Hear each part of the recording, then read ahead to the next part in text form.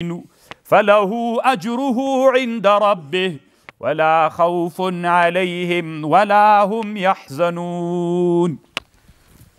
پرون چې کله دلته اعلان وسو چې روزه نه د طالبانو، نو ما خپل ځان سره علمي داغه کړې وله چې نه، طالبانو قانون داسې ده چې یو وطن کې روزه سوله او دا خبر نور اسلامي وطن ته راغی، متواتر را نقل سو، طالبانو متواتر را نقل سو.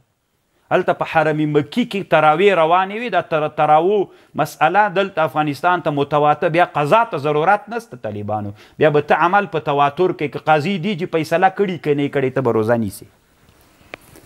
نو کله چې پرون د حالت راغی زه دومره سخت خفه سوم طالبانو، دومره مې سخته خوا بده وکنه، د شرم نه مې واټساپ نه کته، ځکه د ما سره خو د دنیا مسلمانانو مثلا کار د ایران نه، اروپا نه، پاکستان نه، موږ څنګه وکړو روزه ونیسو که یې ونه نیسو؟ نو نه مې ورته ویلی سو چې وینیسئ، نه مې ورته ویلی سو چې مه یې نیسئ.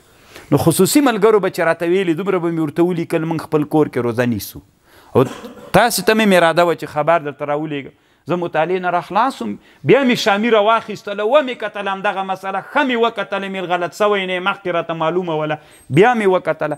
نو چې کوټې ته راغللم نو مرکز کې ملګری، یو ملګری ویده و، نور ملګري مدرسې ته راغلي ول، مې چې زه ورته ووایم. نو کور کې مې ټولو ته ویلي ملګرو ته چې روزه ده. سهار چې راجیګ سوم مانځه ته، نو هغه د امارت یو غټ مشر یو هغه رالیږلی و چې یعنې روزه ده، بیا وروسته 1 بجه کې میوند کې لیدلې. نو ما لږ داسې تونده خبره ورته وکړل، ما ورته ویلې یو ټکي ته مو فکر وي، سیاست مونږ باید د دین قرباني نه کړو. دا چې اوس موږ دلته د بل چا سره په هغه کې راګیر سوي طالبانو باید څوک یې قرباني نه سي، دین یې قرباني نه سي. سیاست کوو د اسلام یوه شعبه ده، دین به یې نه قرباني کېږي. نن ماته د قندهار نه یو عالم خبرې رالیږلې ویلې، ګیله یې کړې وه راسره غږېده. نو په دې ګیله راته کړې وه طالبانو چې څومره انسانانو په افغانستان کې پرون روزه خوړلې ده. بیا دا ټوکم کړی و، قندهار کې وي عادت دا ده چې څنګه سړی راجیګ سي، دا عادت دا ده، مخکې سړی ګشت ته ځي اول نسوار اچوي وایي. دا د مونږ د قندهار لوی قندهار دا بیخي عادت ته. نو څومره خلکو روزه وخوړله، 1 بجه باندې و سړی اعلان کوي. نو طالبانو باید مونږ دین د چا قرباني نه کړو، د سیاست قرباني نه کړو. دې مسله کې طالبانو دوی سیاست کوه هم تر خراب سو، هر څه خراب سو که نه، پوس خو پټېږي نه، ټوله دنیا وغږېدله، خوند یې ونه کړ طالبانو. نن ورځ هم د دوی هغه نه وله اصل کې، نن 13 د رمضان ده، سبا چهارشنبه اصلي هغه وله. عمره خو طالبانو یې وایي چې موږ حکومت کوو باید علمي وکړو، داسې علمي کمیټه ورته راولو که نه چې سم کار برابر سي. الله دې موږ په حال باندې رحم وکړي.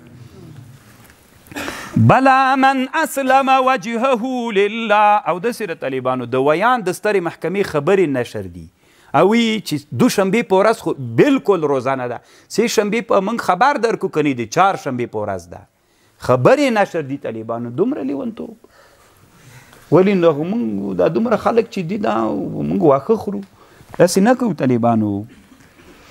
بلا من اسلم وجهه لله وهو محسن فله اجره عند ربه ولا خوف عليهم ولا هم يحزنون. د موږ د خپلې کورنۍ د ټولې غټې کورنۍ یو ګروپ ده، هلته یو مولي صاحب غوښتنه کړې چې اوس موږ څه وکړو چې دا اعلان وسي، وایي نیسو که یې ونه نیسو.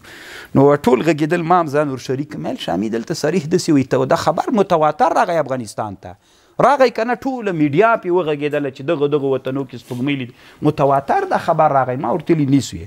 بعضو ویلي چې نه ته وایه مه، ځکه به یې تا خبر ټوله نه جنجال نه جوړومه، خو مونږ تاسې د کورنۍ کې خپل منځ کې خو دا ملګرو ته خو به وایو چې وایي نیسو. کور کې خدای شرعي او مسؤلیت ته هلته وایي چې تواتر راغی، بیا قضا ته نسته، په ما روزه فرض ده، که زه اوس وایم نه نیسم هلته به د هغه خبر دا خو بیا نه کېږي. وقالت اليهود ليست النصارى على شيء وقالت اليهود واليهوديانو ليست النصارى على شيء. دا داسې و طالبانو، نصرانیان د نجران هم راغلل، یهودان هم راغلل. نو یهودیانو د نبي علیه السلام مخکې یاده جنجال وسو، یهودانو ویلي چې موږ څوک نه منو، یهود علی شی نه دي، یهودانو ویلي نصرانیان علی شی نه دي، شر و شور جوړ.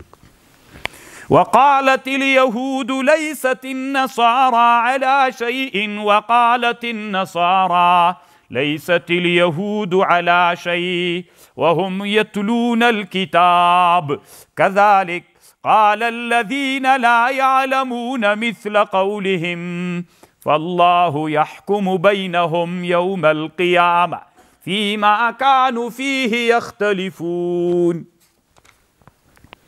ومن أظلم څوک ډېر ظالم دی ممن له هغه چا نه منع مساجد الله چې منع کوي خلک له مسجدونو د الله نه ان یذکر فیها اسمه چې ذکر سي پکې نوم د الله وسعى فی خرابها او سعی کوي په خرابولو کې تیتوس ابن اسیانوس رومیو کله چې بنی اسرائیل هلاک کړل تورات وسوځو بیت المقدس خراب تیتوس ابن اسیانوس په نامه یو سړی نصرانیه یو طالبانو ټول بیت المقدس رنګ ورانی ک مردارۍ پکې واچو تورات وسوځو همداسې معطل پاتیو بیا تر دې پورې چې کله خنزیرانې پکې واچول بیا چې کله نصرانیان د بیا د نصرانیانو په واک کې له یهودو نه یې نیولي بیا عمر رضی الله عنه طالبانو چې فتح د بیت المقدس کړې ده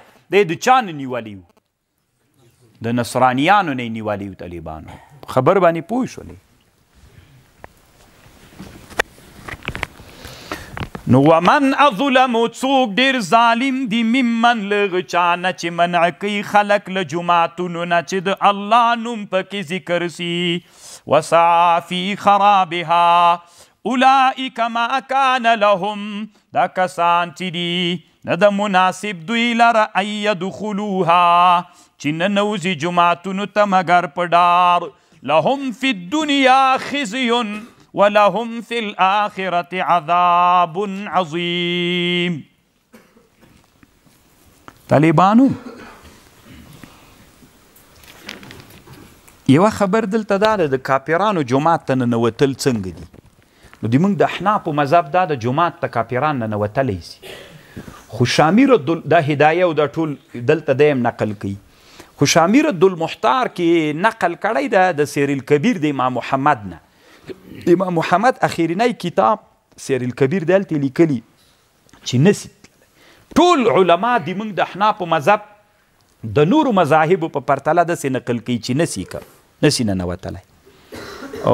ننوتلی سي خو شامی د هغه نه نقل کړی ده د سیر الکبیر نه چې کولی سي ما خپله بیا سیر الکبیر کې دا مسله ډېره وکتله لا مې تر اوسه نه ده پیدا کړې والعلم عند الله ګورئ ما یوه خبر درته کړې وه طالبانو اعتبار عموم د لفظ ته ده ومن اظلمو څوک ډېر ظالمان دي چې خلک له جوماته منع کوي چې هلته عبادت د الله ذکر وکړي